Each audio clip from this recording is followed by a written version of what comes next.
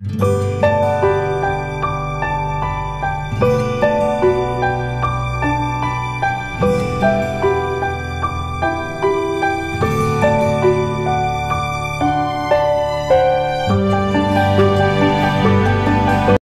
aku sekarang pun juga lagi hamil. Aku bertemu dengan suamiku, aku sedang kerja di restoran, dan restoran itu pun punyanya bibiku sendiri.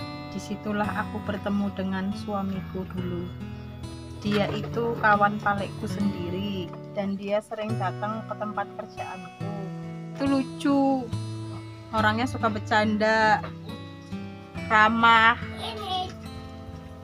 Lama-lama aku ada rasa sama dia. Itu juga pun dengan dia yang sering memperhatikan aku.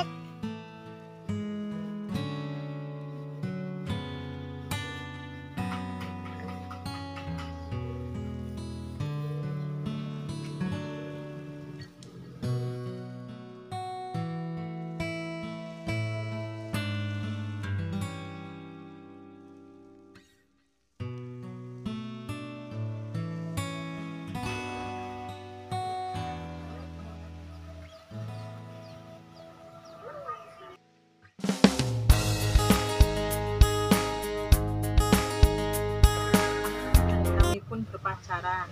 Setelah beberapa bulan kami pun memutuskan untuk menikah. Setelah menikah, aku memutuskan berhenti bekerja tempat buleku dan memutuskan ikut suami. Suamiku bekerja di perkebunan kelapa sawit. Dan kemudian aku pun mulai hamil. Aku merasa bahagia hidup bersama suamiku, walaupun aku tinggal di perkebunan kelapa sawit dan jauh dari kota.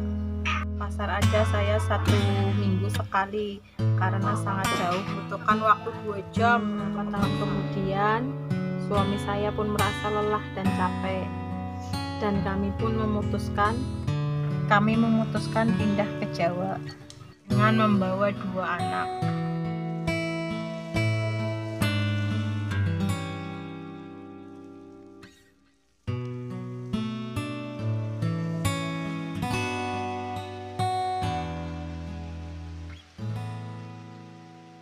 Sesampainya di Jawa, kami pun bercocok tanam, menanam cabai, sayuran, semua segala jenis sayuran. Rupanya hasil dari bertanam itu tidak sesuai harapan, dan suamiku pun mulai kerja serabutan. Kerja bangunan pun dia mau, membantu orang tuaku di sawah pun dia pun mau. Selama ini dia orangnya bertanggung jawab. Hari ada orang menawarkan pekerjaan untuk bekerja menjadi jaga malam di sekolahan, dan dia pun mau. Setelah beberapa bulan jaga malam dari pihak sekolah, dia pun ditawarin untuk menjadi penjaga perpus.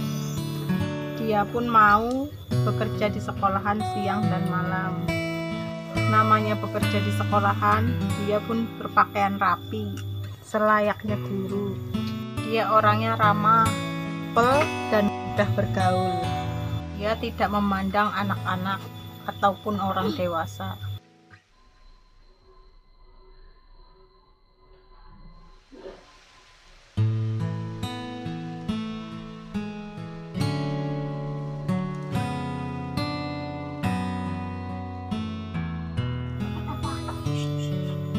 Inilah kisahku yang sangat menyedihkan, berawal dari bekerja di sekolahan.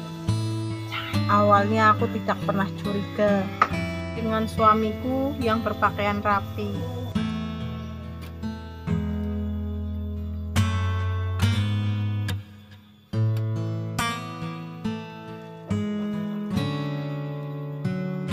Setelah beberapa tahun dia bekerja di sekolahan, dia ada seperti tingkah yang aneh, dan aku mulai curiga. Orang istri merasa tingkah laku suaminya mulai berubah. Dia mulai curiga dengan suami saya. Saya sering bertanya kepada dia, lakumu berubah, apa ada perempuan lain selain aku? Tapi dia menyangkal, mengalihkan pembicaraan. Hatiku tak pernah tenang, merasa ada sesuatu. Aku tanya, pasti dia marah. Apa aku salah seorang istri cemburu kepada suami sendiri? Ada yang bilang dia sedang dekat dengan seorang siswi. Aku bertanya sama dia malah marah besar. Dia menjelaskan ke aku kalau dia sekedar curhat. Rasa curigaku belum hilang. Gosip itu tersebar di sekolahan. Dia pun malu. Aku suruh dia keluar dari sekolahan. Aku sempatkan untuk menemui perempuan yang digosipkan dengan suamiku. Apa itu benar? Dan anak itu pun sampai bersumpah-sumpah kalau itu tidak benar.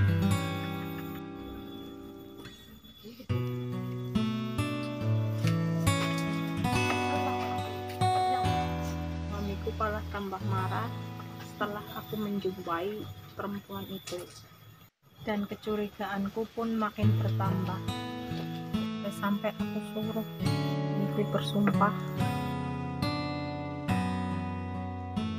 Dan dia pun mau bersumpah.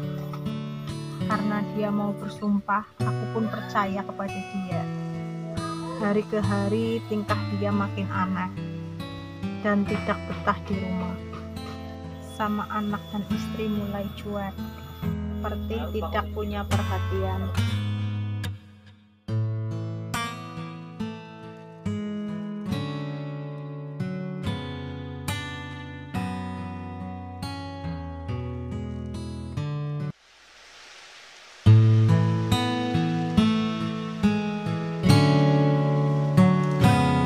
Kadang aku sindir dengan nyanyian.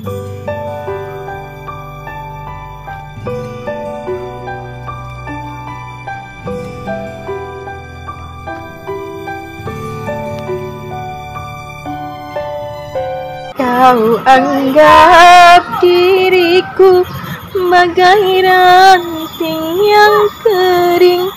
Kau diam, kau acuh, dan tak pernah kau sentuh. Pujian atau kehinaan untukku. Diriku ke kanan dan kau pun ke kiri. Perasaan ku berbakti untukmu. Makan pagi ku siapkan semua. Mikir bang, anak udah 2. Terus lurus aja, jangan bertingkah.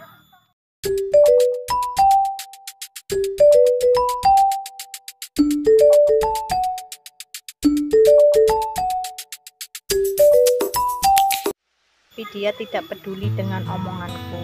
Dia nggak betah di rumah dan alasannya dia terus pergi mancing.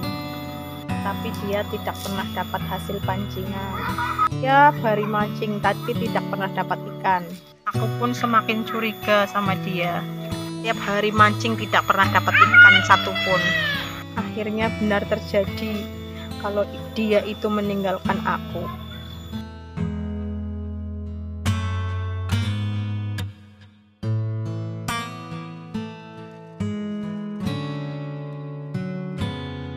Sampai aku marah besar dan tidak kuladenin makan dan minum dia. Sampai berapa hari dia malah senang, bahkan dia makin menjadi. Sebagai perempuan aku merasa salah dan aku pun meminta maaf kepada dia. Dia cuma diam dan tidak menjawab. Udah minta maaf, mulai biasa meladenin makan dan minum dia. Dia pun mulai bersikap seperti biasanya.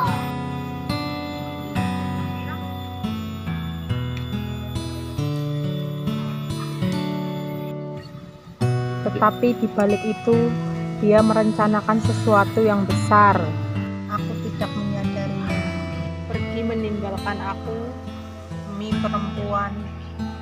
demi perempuan yang jauh lebih muda. Itu sangat menyakitkan aku. Aku sangat kecewa, menyangka suamiku itu begitu kejam, meninggalkan meninggalkan anak-anak, istri yang sedang hamil. Padahal pagi itu dia sempat memanggilku untuk dipeluknya. Hanya itu pelukan terakhir darinya. Aku tidak sadar dia itu pergi meninggalkan aku. Rupanya dia pergi sama perempuan itu. Sakitnya aku, kenapa dia itu pergi di saat aku sedang hamil. Dia merasa bangga karena dia disukai oleh anak-anak. Enggak bang, gadis itu masih 15 tahun. Apa yang ada di pikiran abang itu? Abang itu udah tua. Abang itu bukan sultan, belum bisa mencukupi kebutuhan anak istri aja bertingkah. Kau kasih makan apa perempuan itu? Nah, apa aku bang jadi perempuan? Berapa penghasilanmu aku terima? Aku tidak pernah menuntut apa-apa dari kamu. Kau sudah lama merencanakan itu. Sangat kejam, sangat kejam. Kau lebih mementingkan nafsumu pada tanggung jawabmu. Ingat bang, satu yang didasari nafsu tidak akan abadi. Camkan itu ya.